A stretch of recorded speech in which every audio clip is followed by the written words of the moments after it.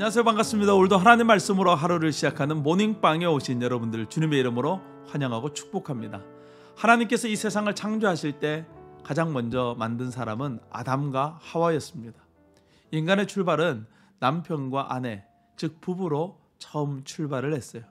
두 사람은 첫눈에 반했고 하나님이 자신에게 주신 가장 고귀한 선물임을 알아보았어요. 인간의 역사는 바로 여기에서 시작된 것이죠. 오늘 우리가 묵상할 하나님의 말씀은 에베소서 5장 22절에서 33절 말씀입니다. 에베소서는 교회란 무엇인가에 대해서 말씀해 주고 있어요. 32절 말씀을 보면 나는 그리스도와 교회에 대해서 말하노라 라고 말씀합니다. 교회란 건물이 아니라 그리스도를 따르는 믿음의 사람들을 말하는 것이죠. 그리스도를 따른다는 것은 단순히 예배하고 성경 읽고 기도하는 것만을 말하지 않습니다. 우리가 듣고 배우고 본 바를 우리의 삶에 적용하고 실천해 가는 것, 그것이 그리스도인이 가져야 될 삶의 모습이에요. 바울은 오늘 가장 기본적이면서도 민감한 부분에 대해서 말하고자 합니다. 앞으로 모두 세 가지를 다루는데 남편과 아내, 부모와 자녀, 상전과 종의 관계를 다룹니다. 오늘은 남편과 아내의 관계에 대해서 말씀하고 있어요. 바울이 사역할 당시 소아시아에서 남편과 아내는 동등한 관계라기보다는 주인과 종의 관계나 다름이 없었어요. 여성의 인권, 여성의 자유는 없었어요. 그저 남편의 소유물 정도에 불과했습니다. 그러나 이것은 성경의 가르침에 크게 위배되는 거예요.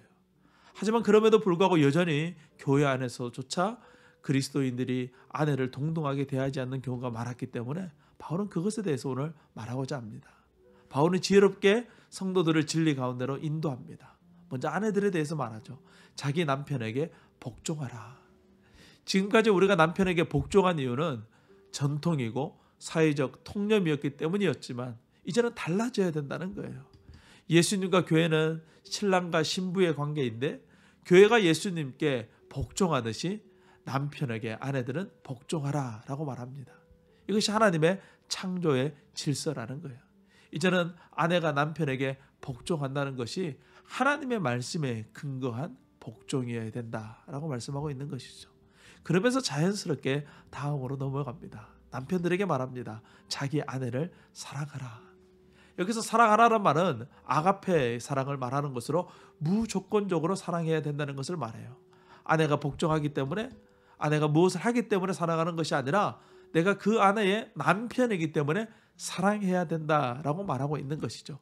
그리스도께서 교회를 사랑하신 것 같이, 그리스도께서 교회를 위해서 자신의 생명을 주신 것 같이 너희의 생명을 다해서 아내를 사랑하라 라고 말하고 있어요. 한 아내에 대한 이 정절이 무너진 시대 속에서 바울은 그리스도인은 세상 사람들처럼 그렇게 살아서는 안 된다라고 말하면서 분명히 선을 긋고 있어요.